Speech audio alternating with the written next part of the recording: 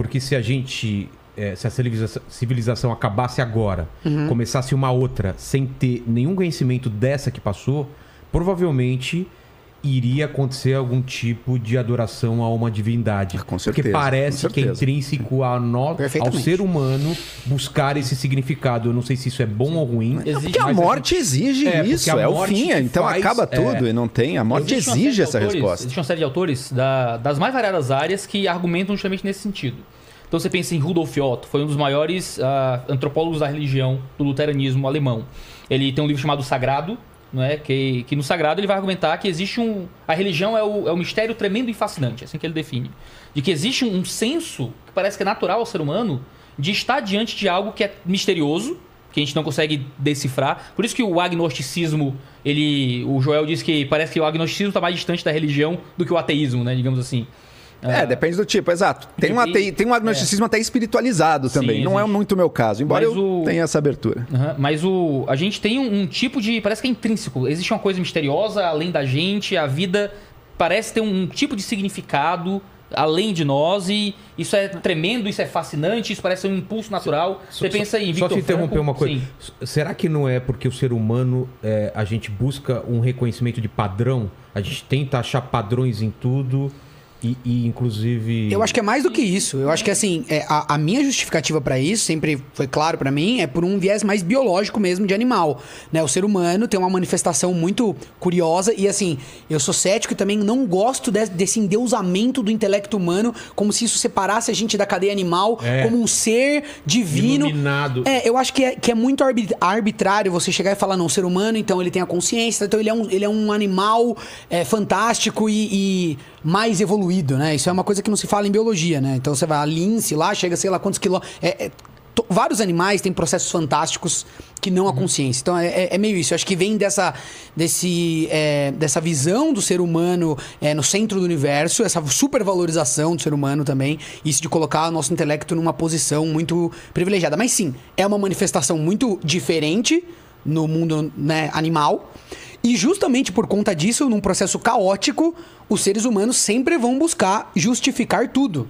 É assim que o nosso processo de reconhecimento do mundo funciona. O porquê que isso acontece. E nessa jornada de fazer perguntas de porquê, a gente acaba batendo de frente com grandes questões que, na falta dessas respostas, o ser humano sofre de uma ansiedade infinita e acaba surgindo com soluções que passam pelo místico, passam pela crendice e tal. E aí nascem os misticismos e as religiões. Pra mim, pelo menos, é meio por aí. Mas eu te interrompi, você estava numa linha... Você ia isso, pra onde? eu ia falar de outros autores. Mas sim, esse ponto do Rolandinho é interessante porque a gente chegar a essas perguntas, a gente chegar nas conclusões, que evidencia que há algo diferente no ser humano, né? Nós, claro, não temos a habilidade de correr de uma lince, nós não temos talvez a visão de uma coruja ou a audição de um morcego, mas nós construímos a sociedade, né? Existe algo no ser humano que faz com que a consciência e a inteligência desenvolvida seja superior para o domínio da existência do que a capacidade de correr de uma lince.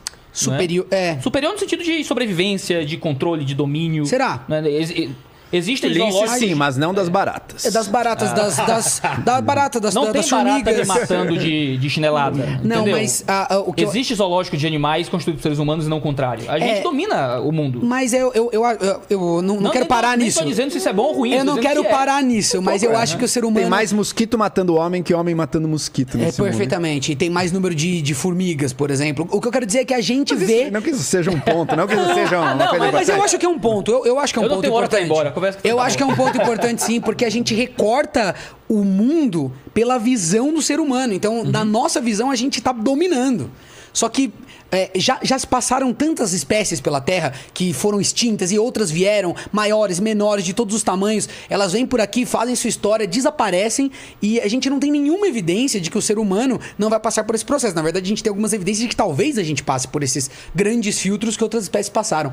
Então, o meu pensamento vem muito nesse sentido. Mas será que a gente não chegou num ponto é muito mais avançado do que um dinossauro, de alguma coisa, da gente ter consciência da nossa própria morte. Do que um dinossauro, sim, mas do que uma formiga ou uma barata, talvez não. Mas veja, tem uma coisa, é uma coisa única do ser humano isso. A gente tá aqui pensando.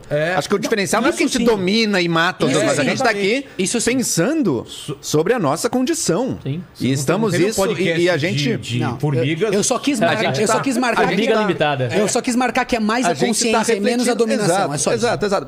Mas essa consciência, ela apresenta um problema também. Ela apresenta um problema existencial para cada um de nós. A gente precisa ter algum sentido. E mesmo do ponto de vista filosófico. Quer dizer, então o universo é um tipo de lugar no qual consciências existem. Não é só... Podia ser só pedras rolando por aí, ninguém nunca ia pensar sobre absolutamente nada, não haveria pensamento, não haveria nada. Não, existe. Existe pensamento no universo. Isso nos faz refletir que talvez a estrutura do universo seja um pouco mais complexa do que só corpos se batendo uns nos outros. Não estou dizendo que leva a essa certeza, estou dizendo que levanta essa possibilidade. Ou seja, ela nos coloca no limiar de reconhecer um grande mistério no cerne da existência do universo, em primeiro lugar, mas do ser humano também. E essa consciência, termos uma consciência, se torna por si só um problema filosófico. Como é que a gente chega de uma criação do nada, de uma existência que vem do nada? Existe um infinito passado, digamos assim, onde tudo existia ali, então o universo vem a existir. Tem o resfriamento dessa bola de fogo, o caldo primordial, unicelulares, toda a primeira proteína que aparece até se tornar o ser humano. E a gente chega nesse grande desafio hoje para a neurociência e para a psicologia da relação mente-cérebro, né? Você tem a mente como uma coisa metafísica, praticamente. Ela existe no cérebro, mas ela existe, parece que além do cérebro de alguma forma. Não é? Falando da mente como algo... Mas onde é que mora a mente? Onde é que fica a mente? É uma coisa muito séria, assim, muito profunda, de entender quem é o ser humano. Esse mistério que nos leva a pensar em Deus, a pensar no outro lado da vida, passa pelo processo de termos uma consciência. Não é só a gente pensa sobre vida depois da morte. Eu duvido que as formigas estão pensando se existe um paraíso de formigas ou construindo um texto sagrado ou o que quer que seja. Eu quero só deixar marcado esse meu pensamento, assim, porque eu vou muito nessa linha e acho legal que a gente está se conhecendo também, conforme a gente vai debatendo. Eu entendo tudo isso e não estou diminuindo o valor da consciência. Eu acho que é singular, acho que é fantástico. É uma manifestação fantástica. Mas acho que é um pouco a gente escolhendo uma característica e colocando ela no centro. Eu acho que tem outras manifestações tão fantásticas quanto. E mesmo assim, ainda coloco que, mesmo sendo fantástico, ainda não é motivo... Não é porque existe um problema psicológico e filosófico para o ser humano, para ele se entender enquanto ser humano, que isso faz com que essa existência transcendental exista. Ou nem que isso seja uma pergunta plausível. Ela é só uma pergunta plausível de dentro para fora, não de fora para dentro. De fora para dentro é engraçado, né? Quando você olha de fora para dentro, você estuda o cérebro humano, você mexe no cérebro, você produz certos efeitos mentais naquele indivíduo.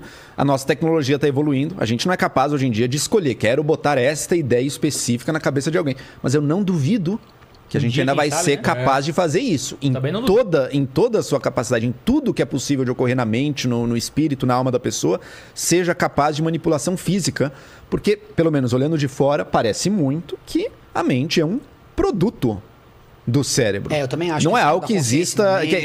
talvez não seja a mesma coisa, não é fora, e não é algo que se comporte fora das leis da física que estão regendo o cérebro ali. Agora, de dentro para fora, as duas coisas parecem inconciliáveis.